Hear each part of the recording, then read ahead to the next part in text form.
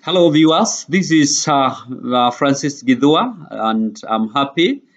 My desire and the greatest concern that I have is that we are having quite a number of our schools on fire, and we are worried as parents. We are concerned that the trend we are finding in our country is so worrying. I want to embrace what God has given unto us. We are calling upon each one of us to take our responsibility with the seriousness it deserves so that we can be able to bring our children and our institution to perspective. As a safety officer and a parent and a minister to the children, it, it concerns me that if we are not careful, we may find ourselves losing a generation. It is our desire that we are going to involve each one of us, the stakeholders. We're going to involve the parents. We are going to involve the students. We're going to involve the teachers and the school's administration. And we are concerned that if we are not going to do something, the situation will continue. We need to interrogate ourselves as a country and ask ourselves very serious questions concerning the safety of our children, concerning the environment we are bringing them. We have seen we have seen drugs being peddled in our country, and I want to be very, very categorical that we are having even people in the transport sector getting involved in encouraging our children to take drug in their watch.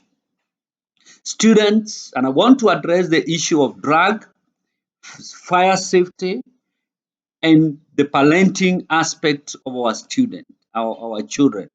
Number one, I want to call upon each and every school administration to encourage and talk to our children together with our parents that when they are leaving schools, the so-called matatus from Nairobi who are actually coming to pick our children in groups.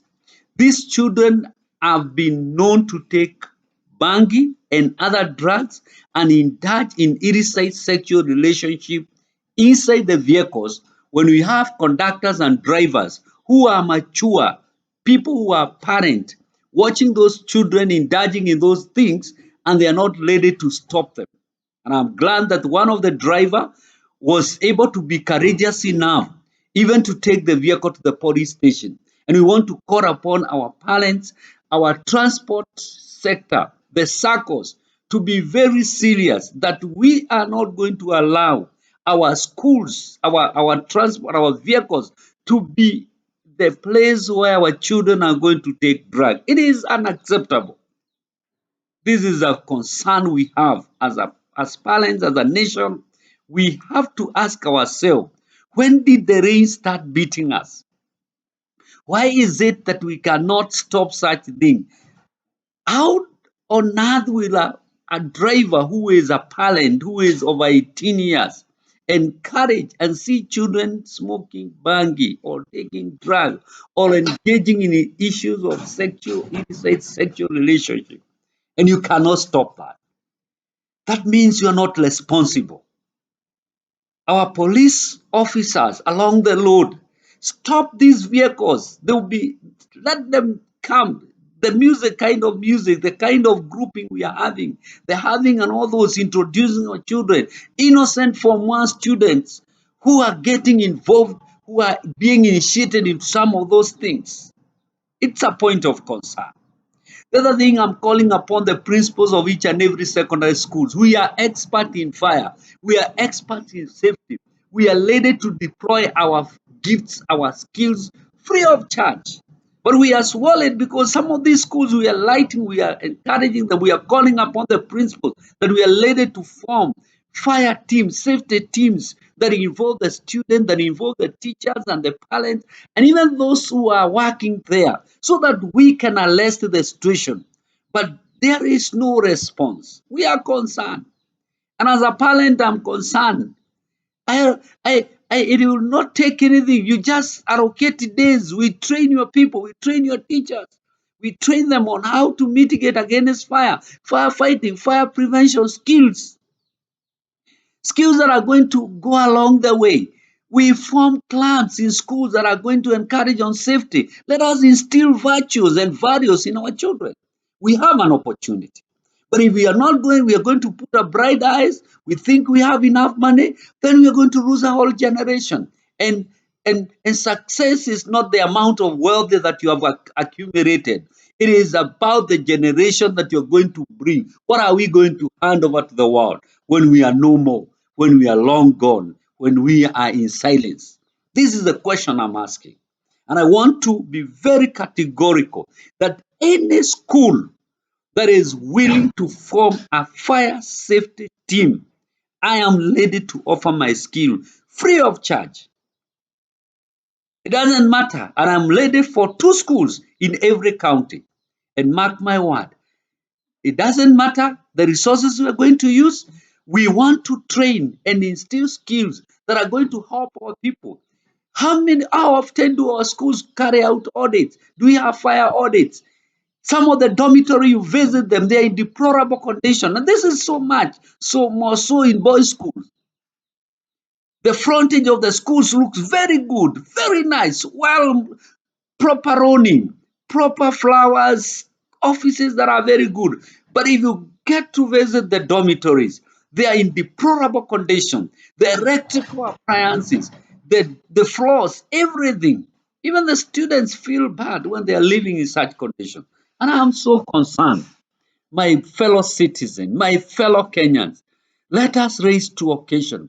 Every person, the fire auditors in this country, the safety auditors in this country, those trained in different skills, let us rise and adopt a school or 2 and train these people. And I am calling upon the principals of these schools. Please give us a chance. We are not interested in riches. We are interested in a generation that will transform, a generation that will inspire hope, a generation that will speak the next many years to come. And this is so serious. We want. I'm calling upon CS Mangoha that when I was hearing, it is not enough to issue ultimatums. Let us interrogate and ask ourselves, do we know the root cause of these problems? Parents, are we responsible enough? Are we there to protect our children? To give them, because the children are the same. But we should understand the dynamic of the time that we are living. But we cannot afford to bury our hands and assume everything is okay.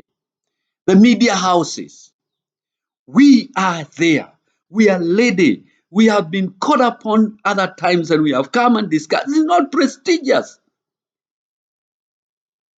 But we are ready to give that which God has given us. The nation has invested in us. We are ready to come down and reason and interrogate.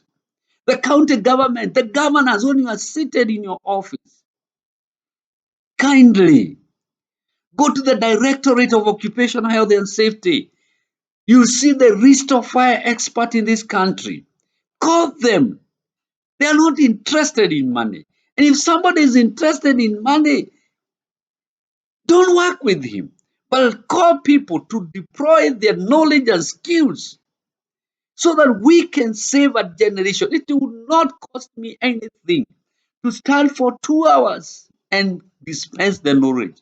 And some of the knowledge it has costed us to acquire some of these skills.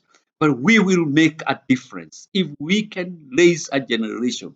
Teach safety at home, teach safety in school, teach safety in the housing. And our police officers, it pains when you see every morning when our traffic officers are lining up, receiving 100 shillings from a matatu, a public service vehicle.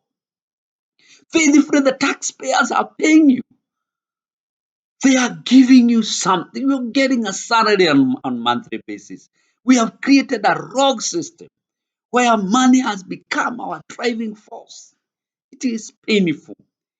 I call upon our men and women in uniform. When you are taking that 100 shillings from a matatu, when you are receiving that bribe, ask yourself some questions. Am I being accountable to the country that I made arrangements I will serve? The drivers, do you qualify? Why are we not able to raise a generation where bribe is not a factor in our system? Where truthfulness, authenticity,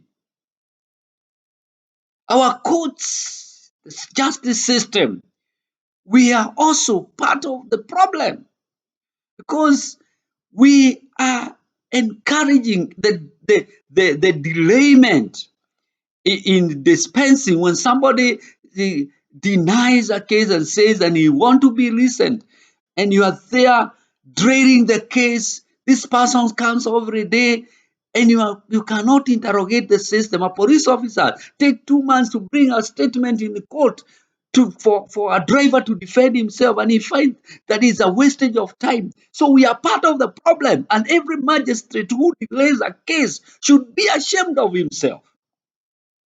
Because we must ask ourselves, this police officer, when he books somebody, the time a prosecutor is receiving the charge sheet, even the police statement must be there, and the witness are brought to the court so that we do not delay justice. And when we don't delay justice, we bring sense to each one of us. When I'm assured that when I get into the court of law, I'll get justice, I'll stand for it. But when justice is delayed, it is denied, and it is a recipe for bribery and for other activities that are not conducive and counterproductive to the growth and the progress of this country. And I'm calling upon our fellow citizens to raise to the occasion. I have a dream of a country where bribe will not be the way of the future.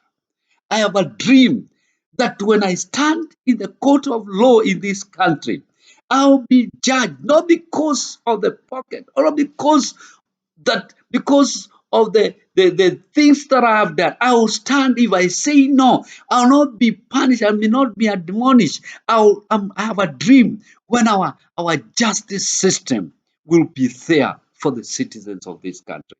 Fellow Kenyans, I want to say God bless you, but let us stand and raise to the occasion because I'm concerned about the generation that we are bringing up.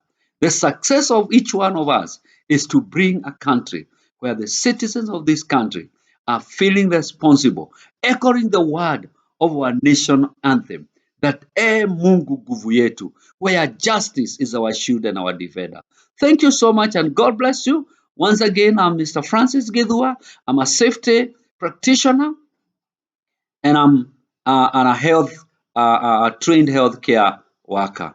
God bless you. Enjoy your day.